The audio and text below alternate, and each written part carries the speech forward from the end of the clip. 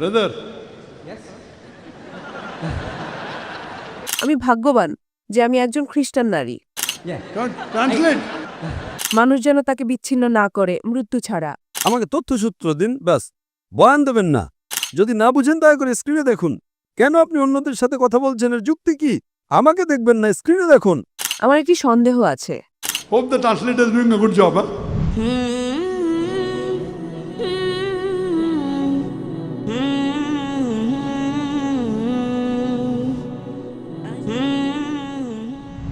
বোন, আপনি কি খ্রিস্টান? দুঃখিত, আপনি কি অমুসলিম নাকি মুসলিম? অমুসলিম। অমুসলিম। আমি খ্রিস্টান। খ্রিস্টান, হ্যাঁ বলুন। আমার নাম এন্না। আমি একজন প্রাইভেট কর্মচারী। আমি যা জিজ্ঞাসা করতে চাই তা হল ইসলাম ধর্মের শিক্ষা সম্পর্কে। আমার একটি সন্দেহ আছে। 5 ওয়াক্ত সালাতের বিষয়ে আমি সম্পূর্ণরূপে একমত। এটি সত্যিই আমাদের শৃঙ্খলাবদ্ধ করার জন্য, এবং আমার মতে এটি কিছুটা কঠিনও বটে, কিন্তু এটি ভালো। দ্বিতীয়ত, রমজান মাসে 30 দিন রোজা রাখাকেও আমি খুব ভালো বলে মনে করি। যে বিষয়টি আমাকে সন্দেহে ফেলে তা হল বহুবিবাহ। আমার মতে বহুবিবাহ আমাদের মতো নারীদের জন্য অত্যন্ত ক্ষতিকর। যদিও বলা হয় যে এটা ইখলাসের সাথে করা হয়, আমার মতে এটিকে ইবাদতের নামে অন্য কোনো উদ্দেশ্যে ব্যবহার করা হতে পারে। তাহলে অন্য ধর্মে কেন বহুবিবাহ নেই? এবং আমার মনে হয় আমি ভাগ্যবান যে আমি একজন খ্রিস্টান নারী। ধন্যবাদ।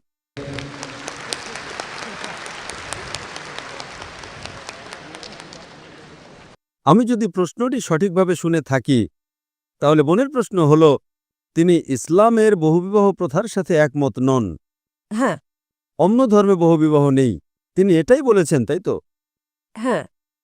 বোন, প্রথমে আপনাকে বলি, এই পৃথিবীতে এমন কোনো ধর্মগ্রন্থ নেই যা শুধুমাত্র একজনকে বিয়ে করার কথা বলে, একমাত্র কোরআন ছাড়া।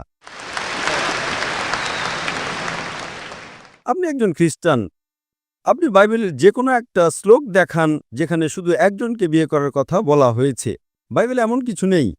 এই পৃথিবীতে কোরআন ছাড়া আর কোনো ধর্মগ্রন্থ নেই যেখানে শুধুমাত্র একজনকে বিয়ে করার কথা বলা হয়েছে, একমাত্র কোরআন ছাড়া। আপনি বাইবেল পড়ুন, বাইবেলের কোথাও বলা নেই যে আপনার কেবল একজন স্ত্রীকেই বিয়ে করা উচিত। আপনি কি দেখাতে পারবেন, বোন? আমি শুধু এটাই জানি যে ঈশ্বর যাকে একত্রিত করেছেন, মানুষ যেন তাকে বিচ্ছিন্ন না করে মৃত্যু ছাড়া। শুধু এটুকুই। আমাকে তথ্যসূত্র দিন, বয়ান দেবেন না। প্রমাণ দিন, অধ্যায় নাম্বার, শ্লোক নাম্বার। আমি যেমন বলি, এফিসিয়েন্স অধ্যায় 5 শ্লোক 18, মদ্যপান করো না। প্রভাবস অধ্যায় 24 শ্লোক 1। আমাকে তথ্যসূত্র দিন, ব্যাস। বয়ান দেবেন না। বাইবেলের একটি মাত্র শ্লোক দেখান যেখানে বলা আছে কেবল একজন নারীকে বিয়ে করতে হবে। যদি জানেন বলুন, যদি না জানেন বলুন যে আপনি জানেন না। বয়ান দেবেন না। ঠিক আছে। বোন, আমি বাইবেলের একজন ছাত্র। পৃথিবীতে এমন কোনো হিন্দু ধর্মগ্রন্থ নেই, কোনো বেদ বা ভাগবত গীতার কোথাও বলা নেই যে কেবল একজনকে বিয়ে করতে হবে। পৃথিবীর বুকে একমাত্র ধর্মগ্রন্থ যা কেবলমাত্র একজনকে বিয়ে করার কথা বলে তা হলো কোরআন। আমি আপনাকে বহুবিবাহের উত্তর দেব। প্রথমে আপনাকে আমি সংশোধন করতে চাই। এখন আমি আপনার মূল প্রশ্নে আসছি। বোন, আপনি স্ক্রিনে দেখতে পারেন, অনুবাদ স্ক্রিনে দেখাবে। প্রথমত কোরআন সূরা নিসায় অধ্যায় 4 আয়াত 3 বলছে, তোমরা তোমাদের পছন্দের নারীদের বিয়ে করতে পারো 2, 3 বা 4 জনকে, কিন্তু যদি তোমরা ন্যায় বিচার করতে না পারো তবে কেবল একজনকে বিয়ে করো। এই বাক্যটি যে যদি ন্যায় বিচার করতে না পারো তবে কেবল একজনকে বিয়ে করো, এটি শুধুমাত্র বোন। বোন, আপনি কি স্ক্রিনটা পড়তে পারছেন? ওনাকে বলুন কথা না বলতে, ওনাকে বলুন স্ক্রিনটি পড়তে। বোন, আপনি যদি ইংরেজি বুঝেন আমাকে সরাসরি শুনেন, যদি না বুঝেন দয়া করে স্ক্রিনে দেখুন। কেন আপনি অন্যদের সাথে কথা বলছেন, এর যুক্তি কি? আমাকে দেখবেন না, স্ক্রিনে দেখুন। আমি স্ক্রিনেও আছি। হ্যাঁ, অনুবাদ তো চলছে, তাই না? অনুবাদ কি ঠিক আছে? সঠিক। Hope the translator is doing a good job. Huh? So sister, don't talk with the other sister. She will not give the answer. I'm here. Okay? তো এখন বহুবিবাহ নিয়ে আপনার প্রশ্নের উত্তরে আসি। ঠিক আছে। যদি আপনি ধর্মগ্রন্থ পড়েন, যদি আপনি হিন্দু ধর্মগ্রন্থ পড়েন, হিন্দু ধর্মগ্রন্থের রামায়ণে শ্রীরামের পিতা রাজা দশরথের কথা পড়লে দেখবেন তার একাধিক স্ত্রী ছিল। যদি আপনি মহাভারত পড়েন, বোন, স্ক্রিনে দেখুন। হ্যাঁ, হ্যাঁ। যদি মহাভারত পড়েন, শ্রীকৃষ্ণের কতজন স্ত্রী ছিল? 2 জন, 4 জন, 100, 1000, 16,108 জন স্ত্রী ছিল। শ্রীকৃষ্ণের 16,108 জন স্ত্রী ছিল, তাহলে মুসলমানরা সর্বোচ্চ 4 জন রাখতে পারবে না কেন? যদি আপনি বাইবেল পড়েন, বাইবেল অনুসারে আব্রাহামের 3 জন স্ত্রী ছিল, সলোমনের 700 জন স্ত্রী ছিল। বোন, আপনি কি খ্রিস্টান? তিনি খ্রিস্টান। হ্যাঁ। সলোমনের 700 জন স্ত্রী ছিল, আব্রাহামের 3 জন স্ত্রী ছিল। বাইবেলের কোথাও বলার নেই কেবল একজনকে বিয়ে করার কথা, কোথাও নেই। কিন্তু কোরআন বলছে সূরা নিসা অধ্যায় নম্বর 4 আয়াত নম্বর 3-এ, তোমাদের পছন্দের নারীদের বিয়ে করো 2, 3 বা 4 জনকে, কিন্তু যদি ন্যায় বিচার করতে না পারো তবে কেবল একজনকেই বিয়ে করো। ইসলামের এই বিধানের যৌক্তিক কারণ কি? আপনাকে একটা কথা বলি, ইসলামে বহুবিবাহ বাধ্যতামূলক নয়। এটা বাধ্যতামূলক নয় যা আপনাকে একাধিক বিয়ে করতেই হবে, It is mubah, optional. বাধ্যতামূলক নয়। কিন্তু যদি আপনি একাধিক বিয়ে করেন এবং ন্যায় বিচার করতে না পারেন তবে আপনি সমস্যায় পড়বেন। ঠিক। তাই আপনি যদি একাধিক বিয়ে করতে পারেন, কিন্তু আপনাকে আপনার স্ত্রীদের মধ্যে ন্যায়পরায়ণ হতে হবে। কি কারণে ইসলাম কিছু পুরুষকে একাধিক স্ত্রী রাখার অনুমতি দিয়েছে?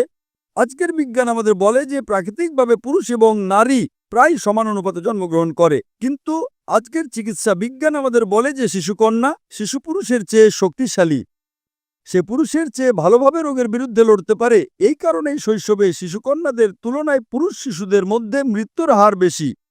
প্রথমে আপনাকে বলি যে আপনি পুরো পৃথিবী দেখছেন, আজ যদি আপনি বিশ্লেষণ করেন তবে দেখবেন শুধুমাত্র নিউ ইয়র্কেই পুরুষের চেয়ে 10 লক্ষেরও বেশি নারী রয়েছে। শুধুমাত্র মার্কিন যুক্তরাষ্ট্রে পুরুষের চেয়ে 40 লক্ষেরও বেশি নারী রয়েছে। শুধুমাত্র রাশিয়াতেই 1 কোটিরও বেশি নারী রয়েছে। তাই আল্লাহ সুবহানাহু ওয়া তাআলা জানেন যে সারা বিশ্বে পুরুষের চেয়ে কত লক্ষ নারী বেশি। তাই যদি আপনি আজ বিশ্লেষণ করেন, হ্যাঁ। এমনকি যদি আমি আপনার সঙ্গে একমত হই যে একজন পুরুষের একজন নারীকেই বিয়ে করা উচিত, If one man should marry one woman, if I agree with you, তাহলেও নিউ ইয়র্কে 40 লক্ষের বেশি নারী থাকবে যারা পুরুষ সঙ্গী খুঁজে পাবে না। আপনি যদি আজ বিশ্লেষণ করেন, if you analyze today, চিকিৎসা বিজ্ঞানের দিক থেকে একজন শিশুকন্যা শিশুপুত্রের চেয়ে সুস্থ এবং সবল। জীবন চলার পথে যুদ্ধ, দুর্ঘটনা, মদ্যপানের কারণে যে মৃত্যুগুলো হয় তাতে নারীদের তুলনায় বেশি পুরুষ মারা যায়। ঠিক। তাই এর কারণে আজ ভারত বা অন্যান্য কিছু দেশে যেখানে নারী ভ্রূণ হত্যা এবং নারী শিশু হত্যা হয়, ভারতে নারীর সংখ্যা পুরুষের চেয়ে কম। কেন? কারণ রিপোর্ট অনুযায়ী প্রতি বছর 10 লক্ষেরও বেশি ভ্রূণকে গর্ভপাত করানো হয় যখন জানা যায় যে তারা নারী। তামিলনাড়ু সরকারি হসপিটালের রিপোর্ট অনুযায়ী প্রতি 10 জন জীবন্ত জন্মগ্রহণকারী শিশুকন্যার মধ্যে 4 জনকে হত্যা করা হয়। এর কারণে ভারত এবং অন্যান্য কিছু দেশে নারী জনসংখ্যা কম। কিন্তু যদি আমরা এই শিশুকন্যা হত্যা, এই ভ্রূণ হত্যা বন্ধ করি, তাহলে ভারতেও নারী জনসংখ্যা পুরুষ জনসংখ্যার চেয়ে বেশি হয়ে যাবে। তাই ভারতে এবং অন্যান্য কিছু দেশে বিশ্বের এই মন্দ প্রথার কারণে নারী জনসংখ্যা কম। কিন্তু যদি আপনি নারীদেরকে স্পর্শ না করেন বা হত্যা না করেন, তাহলে ইন্ডিয়ায় পুরুষ জনসংখ্যা নারী জনসংখ্যার চেয়ে কম হয়ে যাবে। তাই আমি আপনাকে প্রশ্ন করছি বোন, হ্যাঁ।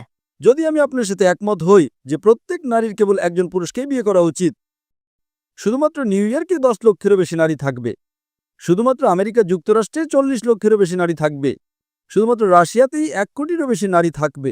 যদি একজন পুরুষ একজন নারীকে বিয়ে করে, তাহলে রাশিয়ার এই অতিরিক্ত 1 কোটি নারীর কি হবে?